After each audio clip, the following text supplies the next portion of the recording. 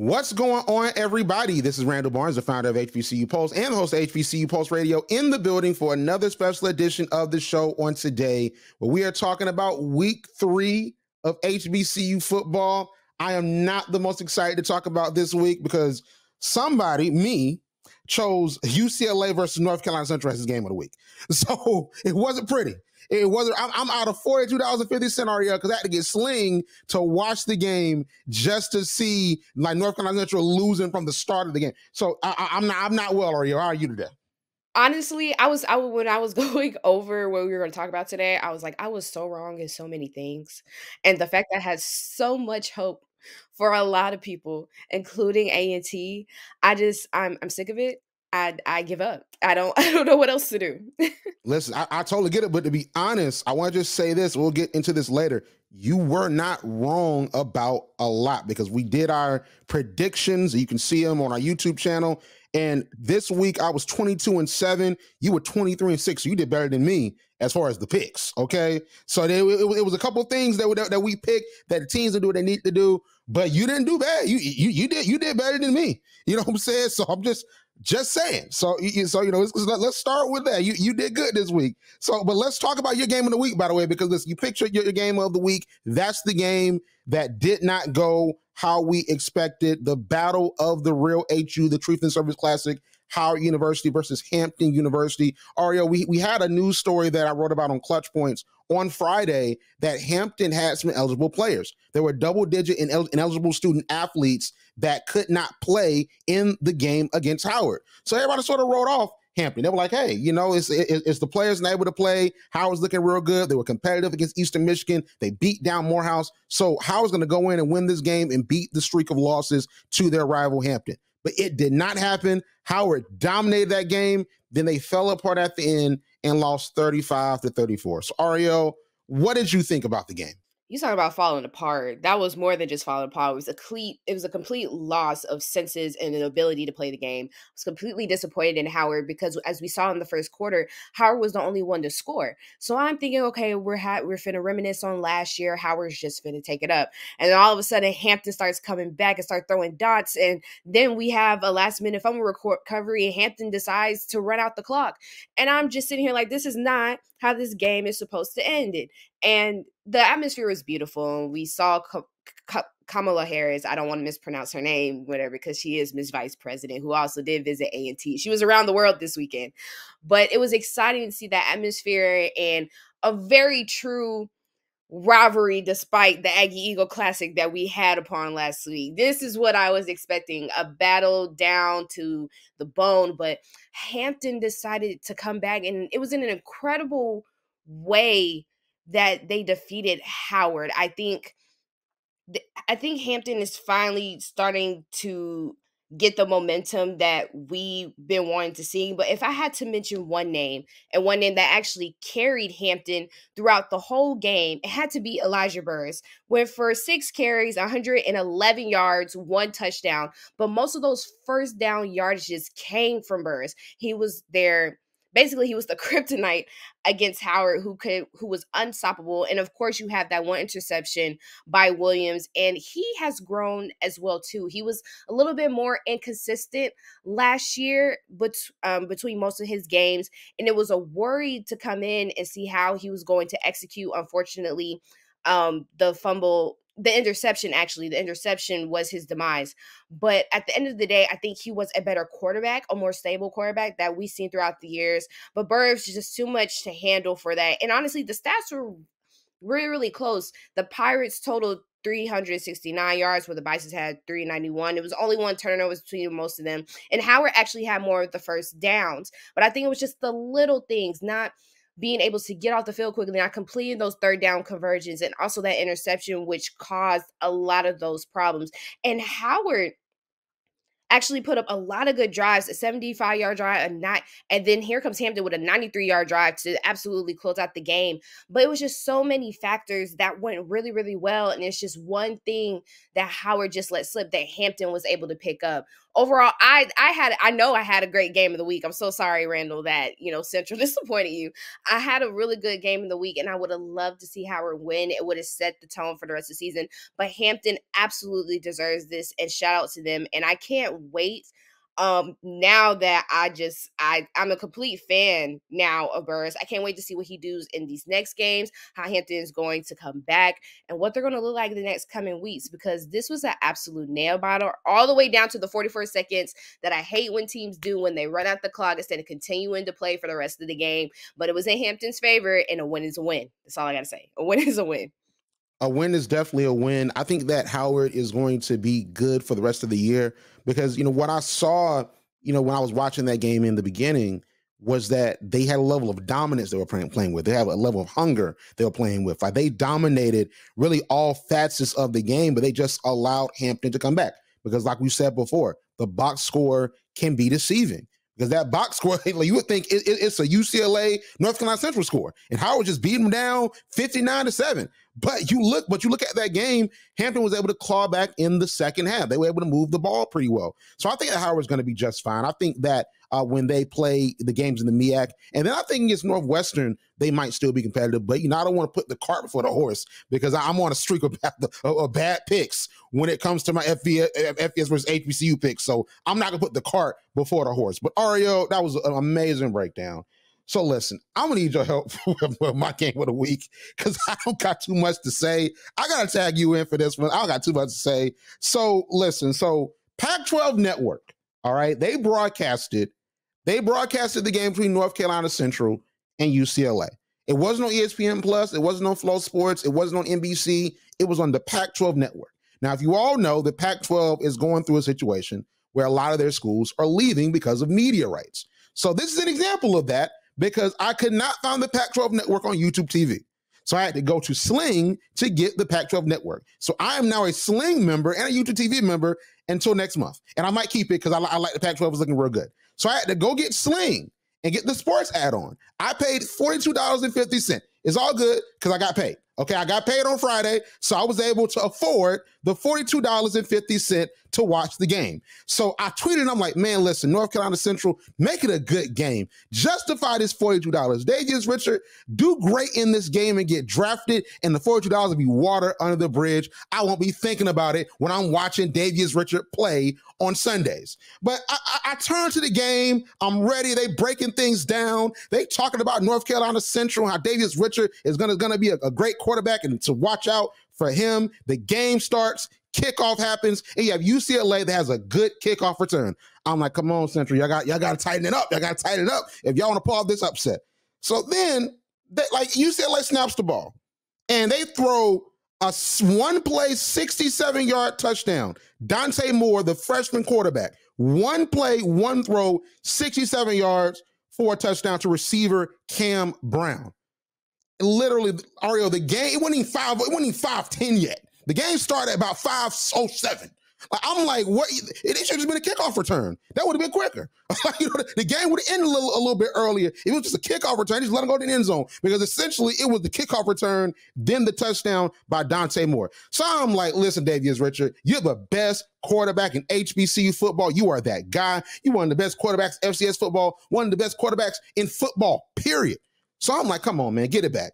Because the defense, listen, FBS defense is something else when it comes to, FBS offense is something else when it comes to the run and the pass and all these different things.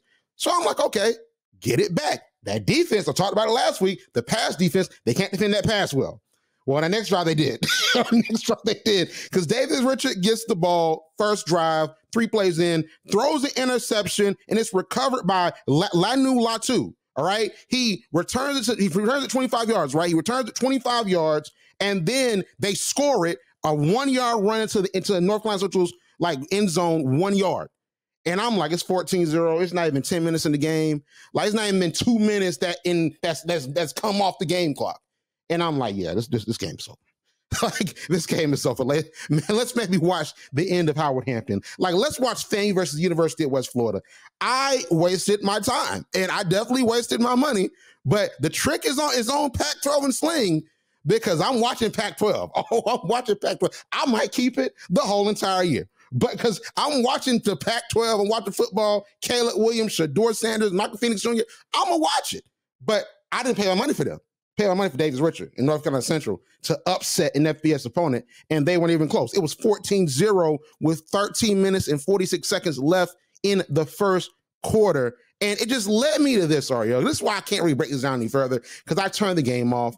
Davius Richard got injured, so they took him out after the first quarter. Davius Richard didn't have that great of a stat line. He was playing against an FBS opponent, and he clearly wasn't right. They took him out. We saw pictures of him in a walking boot.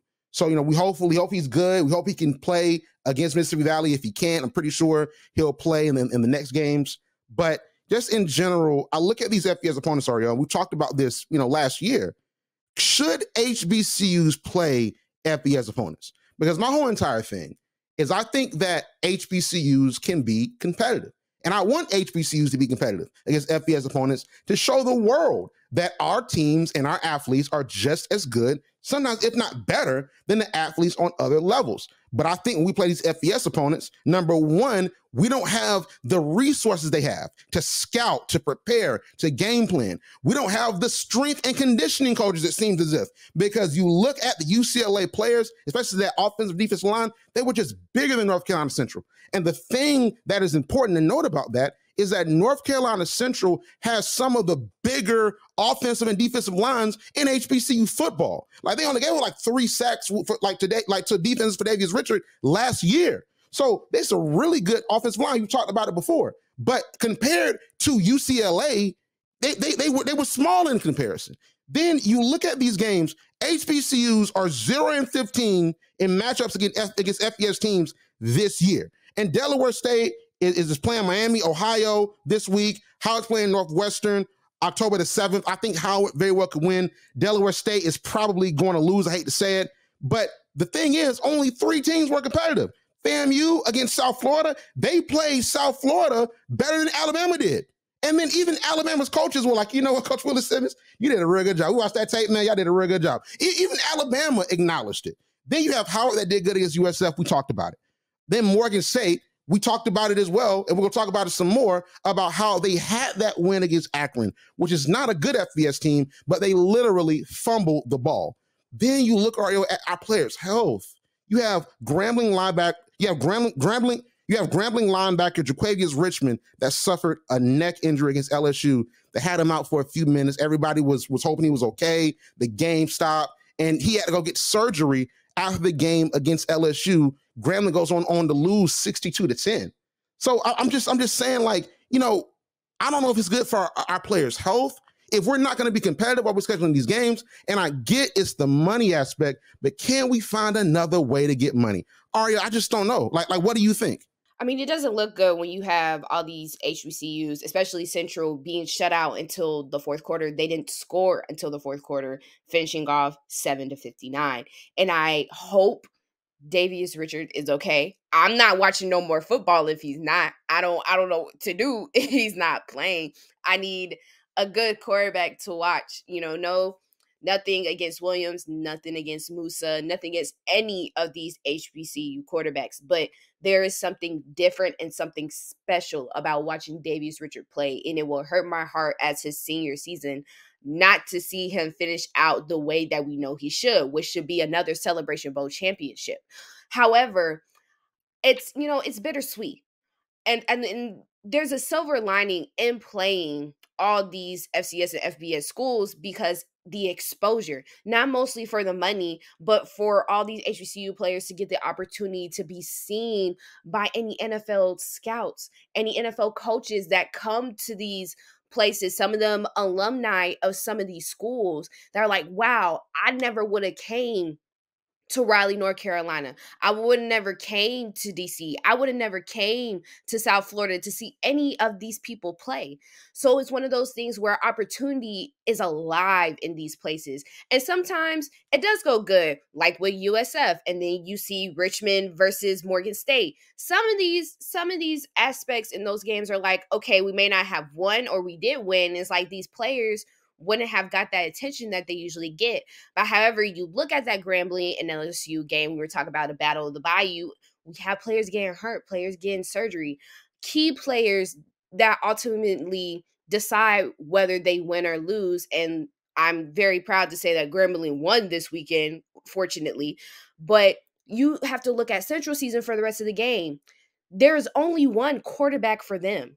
We have not seen their backup quarterback suit up and play, whether it is a blowout or whether it is a close game. He does not suit up and play. So if Davius Richard is out for a number of games and hopefully not for the rest of the season, this can determine Central's whole path of whether they're champions or whether they even make contention to even go past this point.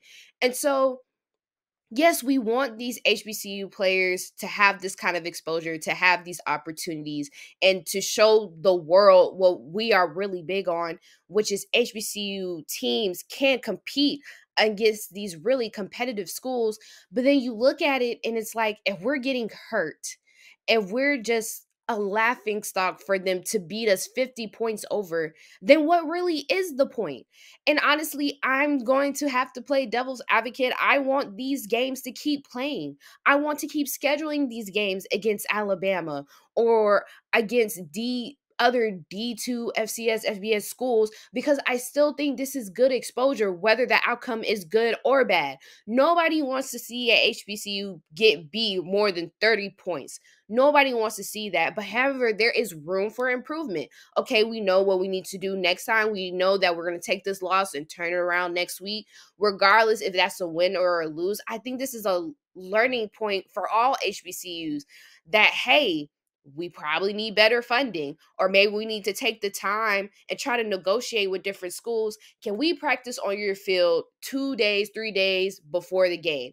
Can we work something out? Can we see film? Can we tour your facility? Can we do something with you guys or within ourselves to make us better? Because we're not going to get out of this. And to me, I don't want it to make it seem like we're timid to play anybody and we just need to stay where we're comfortable.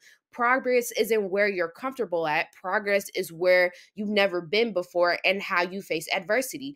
And we can't run away because these players are getting hurt. To me, this is a call for attention and a call for need for HBCUs that we need to update our facility, that we need to get better coaches, that we need to do better in recruiting. Not saying that the people that we have aren't great, but there just has to be a level of initiative and a level of aspiration to be like, okay, we got beat 59-7. Well, where can we go from here? Because once you face your worst, it's only up from here. That's what my director at my news station tells us whenever we have Wi-Fi problems or whenever there is a shooting going on. It only gets better from here. This is just the night for them. So hopefully they recover from this, but I don't want us to be scared as an HBCU community to play any of these outsider schools because we're not going to get anything just playing ourselves. It's not going to work that way. And unfortunately, we have to face UCLA's again. And I'm hoping that when we do, one of these days we'll face an outcome where we're winning and not looking at this like, wow, we're just playing them to get hurt. I feel exactly where you're coming from. I think that, and I'll say this and then we'll move on, is that what I've noticed of college football and me delving more into it, because I've had the opportunity to, look at and write articles and even break down some FBS games. So I've not just covered HBCU games. I covered them majorly. I majorly covered HBCUs on Clutch Points, but I wrote an article about Ohio State, Marvin Harrison Jr. I wrote about Alabama not doing that well against USF. So the thing for me is that I think that there's a certain level of elitism in college football where there's an expectation of dominance, and that expectation of dominance trickles down to looking past teams that are at a lower level. You have your Georgias, your Alabamas, your Michigans, your bigger schools, then everybody below them, oh, y'all are bad. We don't care about y'all. Oh, y'all are good. Y'all beat them. Oh, you're bad. It's almost just like HBCUs, but it's more disrespectful when it comes to HBCUs because Division II teams, even our best D2 teams, they don't even consider to be good. But at the very least, you're like, okay, well, Colorado with Deion Sanders is pretty good. Okay, this team is pretty good. But it's still an elitism. And I think that HBCUs are a part of that run where we try to play up to show, hey, we're just as good. Draft Davius Richard. He's a really great quarterback because, yeah, he played against Jackson State. He did well. Yeah, he played against New Hampshire, which is FCS playoff team, and did well. But since y'all don't think that that's real competition, let him go to UCLA and have the same game. It might be a loss. It might be a blowout, but let him have the same game. Let him rush for over 100 yards. Let him throw for 150 yards. Let him get 2 touchdowns. Let him make some folks miss and make plays so you can see he's good enough. And we're dealing with a level of elitism of trying to make ourselves appear as if, hey, we could be just as good as them. And I just vacillate with it. And we talked about it last year. I vacillate with it because I sort of feel as if the currency and the value is in our culture. I think that we should be going out trying to prove that we're better than this and that because we're under-resourced. Can we go out and beat them? Yes. All those athletes talented? Yes. Did I pick North Carolina Central to beat UCLA? Yes. I didn't expect a blowout. I expect it because of the resources, because of the depth, because of the talent of UCLA. I thought it would be a field goal. And I didn't think, oh, they're going to win by 50. I thought it would be a field goal because I thought it would be at the very least a competitive game because that, as of right now, is our best team. They might make it back to the Celebration Bowl. But I just think that when you look at it, I think that we're playing up to an expectation that we didn't set. And I think that we have to play into our own expectation and our own feelings of what we think is great, and we'll be fine. But that's a whole nother conversation for another day. We got to go on and move on. So let's talk about the games of the week, Arielle. So I want to say once again, for everybody listening, that you were great this week. You were 23-6. Week 3, I was 22-7. So we were right on money. We had a lot of things we were right about, and we're going to get more into that when we do our picks. But this week, our headlines. So Carnell Maynor is a very interesting person. He is a great coach. He had very competitive teams at Winston-Salem State University, made it all the way to the Division II National Championship. And he now coaches at Alabama A&M. His team won the SWAC championship in the spring 2021 season behind Akil Glass and an amazing offense. So Carnell Maynor is trying to get himself back together since Akil Glass left. And one thing about Carnell Maynor is he is entertaining, he is compelling, he will always give you a good soundbite. So Carnell Maynor, Arielle, was very excited to get into SWAC play and play Southern University. So he talked to my guy, Mo Carter, with Fox 54. He's a reporter, and Mo Carter interviewed him, and here's what Carnell Maynor had to say about the Southern University matchup. Man, I'm very excited, man. We Bulldogs, and we're ready to bite. Arr, arr, arr. You see, I'm excited, man. I'm ready to go. It's game week. It's conference week, and and this is going to rub off on my team. Those guys are excited. We had a good practice this morning. So he started barking. And I don't think it rubbed off on the team that well because I'm not even going to hold you. This game against Southern University, really from both sides, I did not see a lot of great football. But I look at Alabama A&M a little bit differently because Carnell Maynor did all that barking just to lose to Southern 20-10 in what was an ugly game. Both teams pushed the ball up the field. They had a lot of passing yards, but they couldn't put the ball in the end zone. They couldn't find a touchdown. They barely could find a field goal. You had Quincy Casey, 19-39 passing. He threw for 228 yards. That's great in itself. On paper, that's great. But no touchdowns, 1 interception, and they threw it 39 times. Alabama A&M had 38 rushing attempts. You had Harold Blood. He was 14-24 passing, threw for 202 yards on only, I got that mixed up. I'm doing it again. Harold Blood, 14-24 passes, threw for 202 yards. Here's the thing. Southern rushed for 35 attempts. Yeah, they had 35 attempts, but they threw 24 times, and they couldn't get the ball down the field. It was just simply an ugly game. Yeah, Alabama A&M, they finished the game with negative 17 rushing yards. They lost 106 of the 89 yards that they gained. That ain't good. Casey was sacked 3 times, and he lost 49 yards for those 3 sacks. Didn't help. Very ugly game. Southern wasn't any better, though. Eric Dooley didn't come out there and start barking, okay? He didn't start barking, but at the same time, it was the dog day summer for Southern as well, because they only rushed for 62 yards total after losing 35 of the 97 yards that they gained. So all I'm saying, Arielle, is that if any of these teams, you have Southern in the SWAC West, they played against Jackson State, they lost last year. You had Alabama A&M in the SWAC East. They've not even been close to the SWAC championship, honestly, since 2021, both the spring and the fall season, because towards 2021, they had a good season in the fall. They won the SWAC championship in spring 2021. But if Carnell Maynor and Eric Dooley want their teams to get anywhere close to winning, they have to have a better offense. Southern is 7th in total offense in the conference. Alabama A&M is 9th. You have to find a way to not only move the ball down the field, but you also have to find a way to score, to put your field goal kicker in position to score, because you're not going to beat FAMU like this. You're not going to beat Jackson State like this. You're not going to beat Grambling like this. So I think that just in general, they have to figure out a way to really, truly move the ball and be successful in that regard. And all I got to say is all that barking gotta stop. I gotta play it again, Arielle. All that barking. You see, I'm excited, man. I'm ready to go. He ready to go home. He's ready to go home and play the next game, because it wasn't good for Mario. That's all I'm saying. Real quickly, I mean, Southern can't bark. That's not their mascot. A&T's not barking either. We shutting up. We not doing nothing. We gonna take our L's silently. But just really, really quickly, this is basically the game. For anybody that didn't watch the game, touchdown first quarter, field goal in the second quarter, field goal. Then in the third quarter, field goal, touchdown. And then after that was another touchdown. That's it. There was nothing else. Mostly field goals that drove this team. But what really grinded my gears, trying to stay radio safe and within the sounds of the guidelines of watching my language, the 4 turnovers by Alabama A&M. There is no excuse. There is no excuse for 4 turnovers and for the outcome to be 10-20.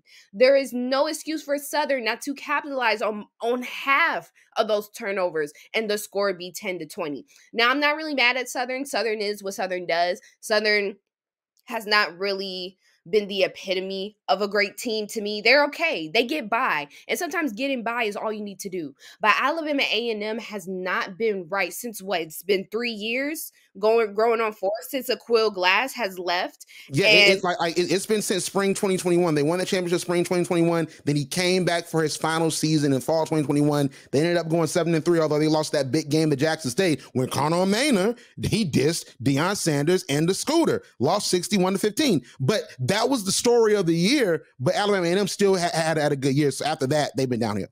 Exactly. And the thing is, Alabama A&M has never been a great recruiting class. I have not seen a great recruiting class since 2012, minus the recruitment of Aquil Glass. And Aquil Glass didn't really have weapons beside him. He made the weapons himself. Aquil Glass was a triple threat if you wanted to be. This man could run, this man could pass, and if he wanted to, I think he could have played a wideout. He has the speed for it. But he did not have weapons. He made the weapons himself. And so the thing about Alabama A&M is they don't have any kind of leadership. And I feel like there is a sense of what I've been saying this whole season for them, a loss of identity. You don't have a quarterback. You have a coach that doesn't really know what to do because the team doesn't know what to do. And when you have no kind of leadership nor any kind of grit to defeat any team, you'll just be run over simple stuff. And I think Alabama A&M is having an identity crisis and needs to figure it out quick, because I could see another year of this just going on and maybe another year after this just going on. And there is something within that team that has to be figured out, because 4 turnovers is unacceptable. These field goals are unacceptable, and not having a quarterback is unacceptable. And it's something that has to change. I totally agree. Now, before we get into the out-of-conference games for our headlines that were bad, right? You have some positivity, but some criticism of Morgan State in the game they played this weekend. So, talk to us about that. Morgan State is another team that just decides to irk my nerves. Let's go back to their first game when we were just super excited about that 17-10 win over Richmond. That was an exciting game, but almost a fumble game because there was a last-minute fumble at the end of this before they recovered. And then we go back to the week before. We look at Akron. Could have won. Interception. So we're just interception and fumbles. So now you go on and you look at who they played this week, and you're like, okay, Morgan State could potentially win. Townsend has been making a little bit of noise, but there's nothing too much. There's nothing that we should worry about. They lose in the same fashion that Southern Alabama, 20-10. 3 interceptions by Taylor, 9-24, 96 yards. Barely any running room and barely any receptions received. And I think those 3 interceptions, including 2 turnovers, is the reason why Morgan State can never win. They are their own demise, especially when it comes into the fourth quarter. I don't know what kind of gears run into their head when they are leading, because they were leading at some point. And they come back and it's like, oh, you know what? Let me throw to the other team. You know what? Let me not catch what the center is throwing to me. I'm not prepared for any of the downs that we're about to play. And we're about to be 3 and out for the next 7 minutes. That's a complete rundown of what happened against Townsend. And I'm just confused because Morgan State started out so strong, but whenever they get into the last minutes of the game, it's a fumble, it's an interception, it's a turnover, and those types of inconsistencies to prove that HBCUs do belong against these FCS schools. That is the reason why we can't play. Because at the end of the day, you have to play all 4 quarters. You can't just play all 3. And Morgan State has a problem with trying to close. And they are going to continue to have a problem of closing if they can't fix these little mistakes. Because Morgan State has the potential to actually now in the MEAC to be ahead in the division. They could have done it these past 2 games, and they could still do it depending on how Central will go about their injury and their recovery for next week. But Morgan State has a potential over everybody, over Howard, over any other of these MEAC teams to actually be number 1. But it's these little things that are going to irk me. It's those little things in the fourth quarter between these turnovers and interceptions and allowing these fumbles and these missed field goals to happen in crucial games that needs to be cleaned up quickly. Because if not, this is going to start a pattern and is going to portray the type of culture and atmosphere that Morgan State is going to play for the rest of the season and maybe even more. But they just have me so upset. As you can see, they have me built up. Because what is the purpose of playing a perfect game and fumbling everything when you get to the end of the quarter? Exactly. And of course, Townsend won 20-10. It wasn't the best showing for Morgan State, but they still were competitive. I think that the defense is something that's going to be redeemable as we move into conference play. Of course, Morgan does play on this week. Morgan State plays University of Albany. That is not doing all that great, another FCS opponent. So we'll see what they do in that game because, of course, we know Coach Damon Wilson can win some out-of-conference games. He's done it before, almost did it on last week. Of course, this past weekend, it didn't go that well, but the game was not that out of hand. Now, we talked about out-of-conference games that didn't go as well as we would have wanted them to. We have Morgan State versus Towson, 20-10. You have UCLA versus North Carolina Central, which I picked as my game of the week, y'all. It's crazy. 59-7. But let's talk about some out-of-conference games that actually went well and were really good. So Alcorn State beat McNeese State 17-3 in what was a really heavy defensive game. And the thing about it is that before this game, we really asked ourselves, Alcorn beat McNeese State last year 30-19. So can they beat them again? An out-of-conference opponent that was actually pretty competitive last year. Can they beat them again this year? Was it a fluke by Alcorn?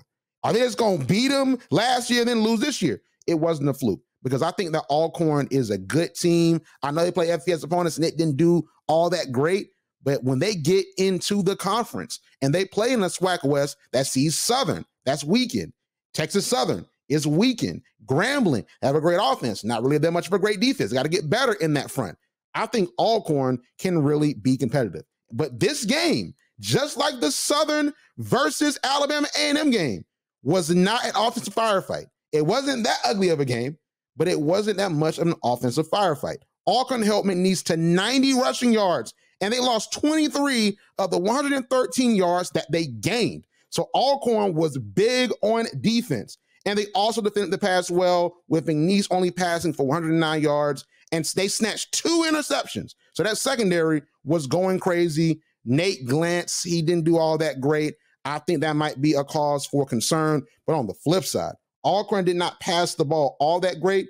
Arielle, they rushed for 229 yards behind star running back Jarvion Howard, who needs to get into the NFL, and he'll need to play UCLA to do it. Okay? Like, he needs to get into the NFL. This is the guy, Jarvion Howard. I think a lot of scouts are looking at him. Like, he finished the game with 98 yards on 16 attempts and 1 touchdown, but it wasn't just a committee of 1 for Alcorn. You had Nico Duffy that 71 yards on 13 carries, and Javante Leatherwood 57 yards on 12 carries. So the running back room in general had a productive day.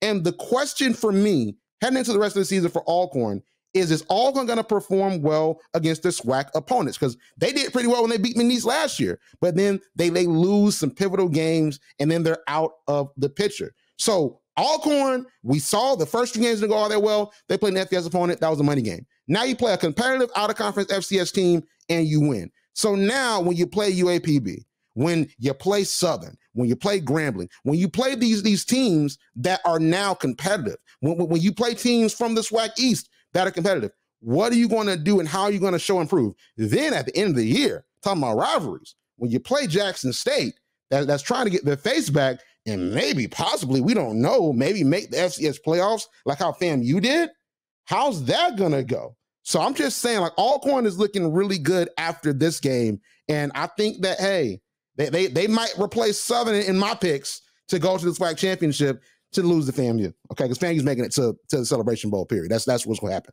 Okay, so real quick, Arielle, Tennessee State versus Gardner-Webb, the John Merritt Classic.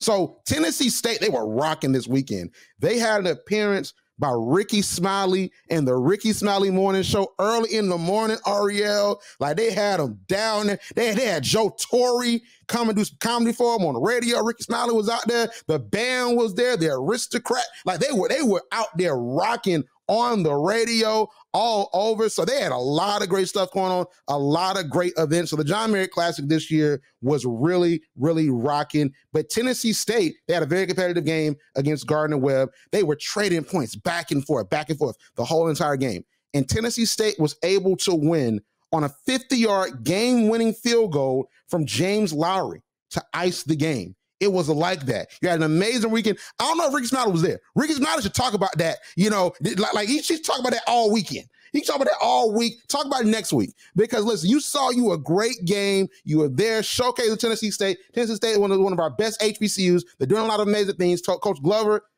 President Glover is leaving, so this is her last year. So I need Tennessee State to be good in football once again and really marching that tradition of John Merritt, because John Merritt, one of the best coaches in HBCU football history, and really one of the better coaches in history. Because not forget, he coached Ed Too Tall Jones. That was the only HBCU player to be selected #1 overall in the NFL draft, and most likely the last one. Let's be real. So, come on, John Merritt is that guy. So I need for Tennessee State to move in that excellence and be great. And now you have Eddie George that's 2-1. So I think that now Eddie George has really regained some faith from that Tennessee State fan base. And I think they're going to be really good as they move into the rest of the season, Arielle. I mean, he really didn't have a choice, because he doesn't have a choice but try to win the rest of these games, because unfortunately, if he goes on another losing streak, I think this will be the end of his coaching dreams. I mean, let's just keep it a buck out here. But one thing I am glad to see other teams that we don't necessarily get to shine. I mean, of course, on here, we try to cover everybody. We try to talk about everybody, even our D2 schools. But it's so nice to say Alcorn and Tennessee State had a win over the weekend, to say that Grambling have a win over a weekend, and not something that critiques their kind of game, especially Tennessee State, just to see him win against Gardner-Webb. I wish this was a little game that was far and in between. I wish they would have won by more points, and I believe that was possible, but he's on his streak right now. He's doing good. I pray he maintains that. It does not shock me that he had Ricky Smiley, because we all know that Eddie George is a promotional man. If that is one thing that man is going to do, He is going to promote the mess out of Tennessee State and get them the best ever. But we need that promotion best to be on the field best. So these next couple of games, I need them to resemble that. But it's just refreshing to see them win, to see these close games, to see these really good games after a really bummed out weekend by our beloved other teams. But this is exciting to see, and I hope they continue this into wherever we go, because I need competition. And right now, I don't see any, and that's what scares me. Hey, listen, I totally agree. I totally agree with your assertion. And see, the thing about it is Tennessee State and Alcorn, there were some dogs, Arielle. There was some dogs, Arielle. There was some dogs. You see, I'm excited, man. I'm ready to go. I'm ready to go, Arielle. I'm excited, Arielle. There was some dogs, man. There was some dogs. I should have known. As soon as you said dogs, I was like, yeah, they got some dog in them. And the bark. That's gonna be our theme for the rest of the season. We got some dogs, man. It might be. They got some dogs. They ready to go. And them dogs actually won. I'm telling you, like Alcorn to the State, they won against some competitive teams, to be honest. But let's go into our quick picks in our game of the week. So, I'll start really quickly. So FAMU versus Alabama State. So Alabama State, they've struggled out the gate with their offense. They beat Southern in a very low scoring game, but of course they lost to Miles College, and a lot of folks were freaking out over that. Miles College played UAPB competitively.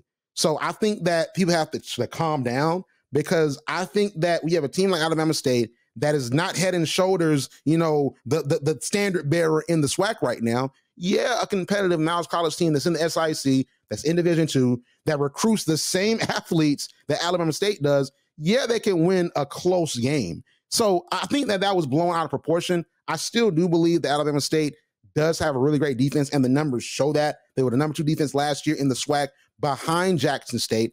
So I think that Alabama State will have the opportunity to rebound, but I pick FAMU to win. Like, FAMU just looks really good all around, offensively, defensively. It was a tough game against West Florida, like I said. It was a tough game against West Florida because West Florida is the best team in our region. As a Florida State University alumni, we're in NCAA Super Region 2. So Tuskegee, Morehouse, Savannah State, Albany State, Fort Valley, Benedict, who was at the top of the region last year and was our number 1 in the region last year. Like, we're in Super Region 2. So you look at West Florida, Benedict didn't make it to the quarterfinals and the semifinals. These other schools didn't make it. The Union didn't make it with Jada Byers. It was the University of West Florida that made it that far, and they got taken out by the champs. So you look at, that game, like FAMU did well. It was a very defensive game for FAMU as well. West Florida did not want to give the game away, but FAMU eventually pulled away and won in dominant fashion in the second half. I think FAMU is like that. Like I said, they played the University of South Florida way better than Nick Saban and Alabama did. Now, are there reasons for that? Yes. Are we going to get into them? No, it's an HBCU show.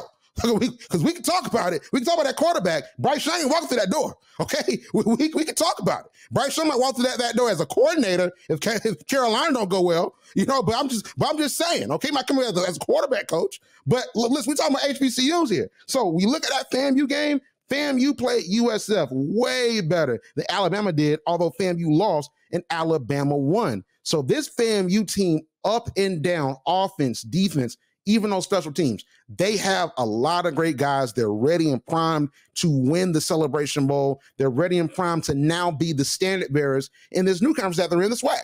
So I think that FAMU is going to win this game, but I do think it's going to be a defensive battle. I don't think FAMU blows them out, but I think that they're going to beat them by a touchdown and a field goal, maybe 7 to 10 points. And at the most, maybe 2 touchdowns, because I just am not confident in Alabama State scoring like around Davis, with Davis being the quarterback. I'm not confident in their ability to score. So I think it will be a very murky game. FAMU pulls it out in the second half once they saw that defense, Arielle. So that's my pick for my game of the week. Hopefully it's better than last week.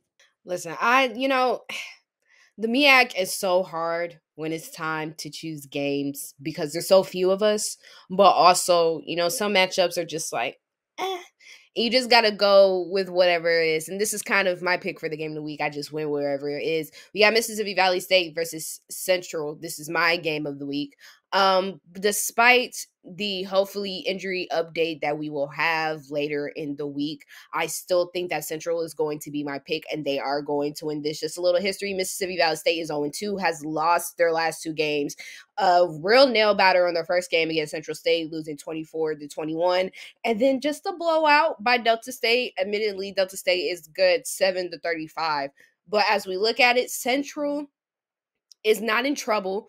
They haven't played really any in-conference games, so they're still 0-0 when it comes to that. This is just a record thing for them. But to me, this is an easy game to beat. You got Collier, you still got Khalil Baker. You got a lot of these, you got McCall. You have a lot of these players that are still viable and still valuable actually to the Central team that I believe coach could still win this game. It's just a quarterback. As we saw when we seen this backup quarterback come into the fourth quarter, I mean, a touchdown was given, but this is against the team that we all knew that UCLA probably wasn't the best thing to come out to have a great outcome out of Central. But as we see this, I have faith, I have hope. Hopefully Davius Richard is playing. If not, I do not believe this is going to be a close game. It may be a tighter game. That will be won by Central. But I think that they still have an opportunity to still be at the top of the MEAC. They still have an opportunity to take this all the way into the Celebration Bowl. And this is, to me, will be a reliever and kind of a breather for them to calm their senses, to get back on track, to remember who they are, and then just try to finish out the season as strong as they can. But to me, this is one of the best matchups that I personally can find as a MEAC, being in the MEAC, being an alumni of a school that used to be in the MEAC. So hopefully they carry me into victory so I can come in dominating fashion with these game choices, and I can prove to you guys that I promise you I'm right. I know what I'm talking about. But Central is my hope, and that is my game of the week.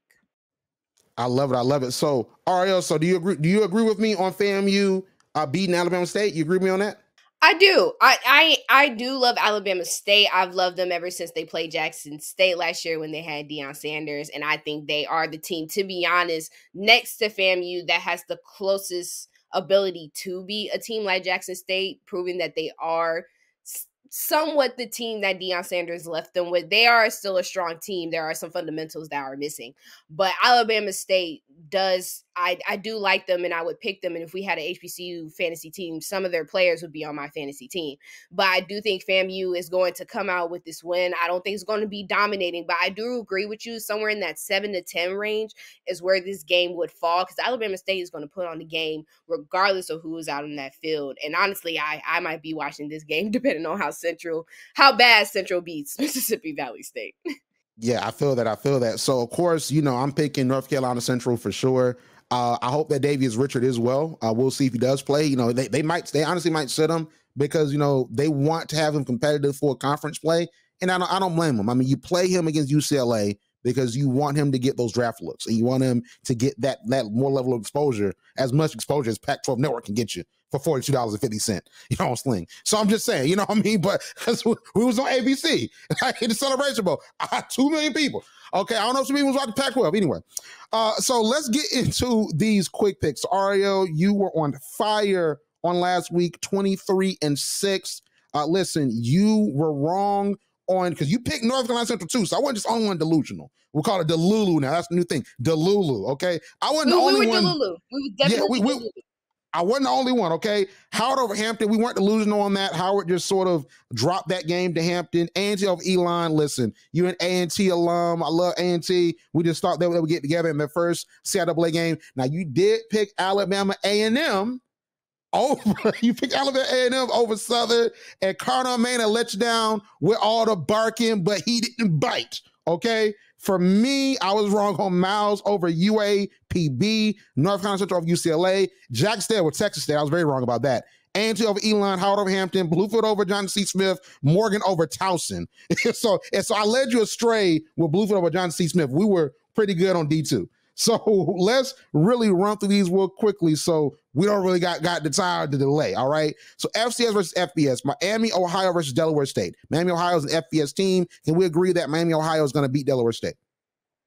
I'm with you. I don't even know who this team is, but I know they're going to be Delaware State based on Delaware State's record. So sorry to Delaware State. I apologize completely, but that's just the game that you're going to lose. Listen, Delaware State's amazing HBCU. They once again made the top 10 HBCUs based on U.S. News and World Report's ranking.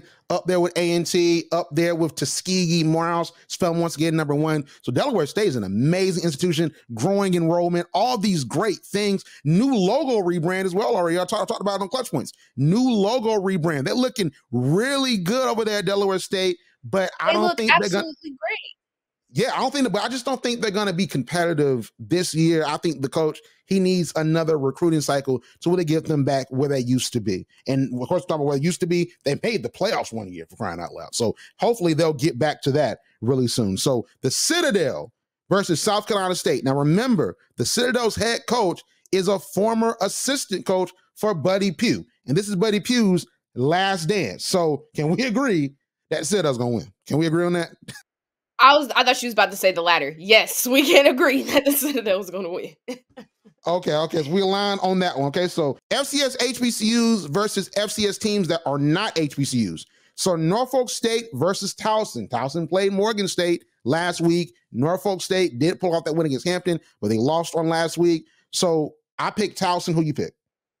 I'm picking Towson as well. Norfolk State doesn't have the fundamental issues that Morgan State has. However, they're just not a strong enough team, just to say the least. So I know Towson is probably going to take away this one.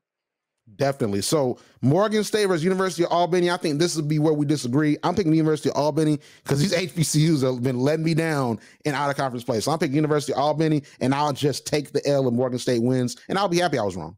I think I'm going to have to go with Morgan State on this one. Hopefully they redeem themselves. And if I'm wrong, I'm wrong. And I'm never choosing Morgan State again. Okay. All right. So SWAC versus MEAC course, your game of the week. North Carolina Central versus Mississippi Valley State. We both chose North Carolina Central. So SWAC, Alabama A&M versus University of Arkansas at Pine Bluff. For this one, Arielle, shockingly, I'm choosing Alabama A&M. He going to bark and they're going to bite all the different stuff on next week. They're going to bite down on UAPB. What you think? I'm UAPB. I think this is a win for them. Oh my gosh, this is going to be another week. Okay. Another week. All right. I'm going to write this down. So you got Morgan State and you have UAPB. Okay. So that's our delineation point right there. So Grambling versus Texas Southern. Okay, I'm choosing Grambling. Grambling legit from stats, eye test and stats. They have the best offense in the SWAC right now, and they're going to get in conference play. I think because we saw them competitive against Hampton, which of course is out of conference, but they're still an HBCU. Texas Southern is struggling, so I think that Grambling picks up this win. What do you think? I'm so sorry. I'm going to have to go with Texas Southern. I think Grambling had a great game last week, and I commend them, and I'm glad that they're finding their grounding, but I don't think the ground will be found nor felt at Texas Southern. So I think Texas Southern is going to take away this one. The way, if the audience could see the way you're looking at me now, this is going to be, I might be in failure mode, but the trust is not here right now. It's not. I'm sorry. Okay, I'm writing all this down, like just in case we can keep track of it. So we agree on everything but Morgan State, UAPB, and Texas Southern. Okay, so Jackson State versus Bethune-Cookman. I think we can agree about Jackson State being Bethune-Cookman. What do you think? Yeah, we can definitely agree on that one. Okay, so no room for delay for that. So just for reference for everyone, so we're going to move to the D2 picks. Arielle, I'll pass to you. But Howard, Southern, Tennessee State, Hampton, and North Carolina A&T have a bye week. They'll be playing on September the 30th. So we don't have the opportunity to pick them, okay? And hopefully all those teams get an opportunity to get themselves together because that wasn't pretty what we saw from some of them teams. Okay, so Arielle, Alcorn versus Prairie View. This was almost my game of the week, because I think that this game is going to be better than a lot of folks might think, because Prairie View looked really good against Texas Southern, had maybe arguably the game of the HBCU season. And then, of course, Alcorn just beat McNeese, and I think that they want to come into the SWAC West and be competitive. So I'm picking Alcorn for this game just because of what they did against McNeese, and I think that Jarvion Howard is really going to power them to the win. But what do you think, Arielle? You know, if we really want to be honest, these two teams are probably the next competition of whoever will be against Jackson State and whoever will be against like these teams are starting to make a comeback. Unfortunately, I'm going to have to disagree with you again. I'm looking really bad right now, and I think Prairie View actually might come out with this win over Alcorn. Prairie View to me has been the stronger team all season, and I think they're going to pull something out of their hat. I could be wrong, guys. My disclaimer is I could be wrong this week, but Prairie View has my vote. Hey, listen, it's all like these are your picks. You were right last week, so I mean, listen, these are your picks. I just think that it's not that big of a delineations, but I'm just saying I think Alcorn's gonna pull this one out. So Division 2 Arielle, so I'm gonna go to you. Yes, on to our infamous D2 matchups. I love this. I love this part so much. We're gonna start with the CIAA. Randall, Bowie versus St. Augustine. St. Augustine sounded a little familiar. I think they weren't too bad, but who are you picking? They are bad. Bowie. St. Augustine is they not what they used to be. I'm not gonna lie to you. Like they've had better days. So real quick, Bowie is gonna win this game. They're regaining their stride. I think that they don't really see any resistance until they play either Virginia State or Virginia Union. It's really a battle between Virginia State, Virginia Union, and Bowie for who is going to make it to the CIAA championship representing the CIAA North. Well, there you go, guys. There you have it. All right, Elizabeth City versus Shaw. Randall, who do you have? And I think I might be right if you choose Shaw. Yeah, you are going to be right. So Shaw is going to win this game. They had a rough draw. I mean, you start off against Benedict and Virginia Union, two of the best Division II HBCUs from last season that brought back a lot of the same talent that they had. So I think that Shaw is a better team than what we're seeing. Then, of course, they play Bowie. So you play Bowie, who was second in the division behind Virginia Union after Chowan. And then, of course, you have Benedict that is literally the class of the SIEC. So, I just think they had a bad draw to start the season, but I think they do get their first win against Elizabeth City State. Love that. Now we got Virginia State versus Livingstone. Livingstone was actually pretty big in North Carolina. We talked about them all the time. I don't know how they're faring this season, but who do you have? They're not faring well. Virginia State gonna win that game. I'm not gonna lie. If Virginia State lose, I'll just be wrong, but Virginia State gonna win that game. They're looking really nice, riding on a high off of that Norfolk State win. So Virginia State's gonna win this game. Listen, we got Jada Byers and Virginia Union. We all know he is the face of this school. There is no Virginia Union. It's just Jada Byers versus whoever they're going to play. And they're playing Fayetteville State this weekend. Who do you have? So I didn't mention this last week, Arielle. Jada Byers got injured. So Jada Byers actually didn't. Yeah, he didn't play last week. But Virginia Union still won, and they rushed for just as much as if Jada Byers was there. So I don't know. Jada Byers is a talent, but Dr. Parker down there, he has a nice scheme. I guess that those linemen are making it happen. So I think Virginia Union, with or without Jada Byers, can contend in this game. But here's the thing. They're playing Fayetteville State.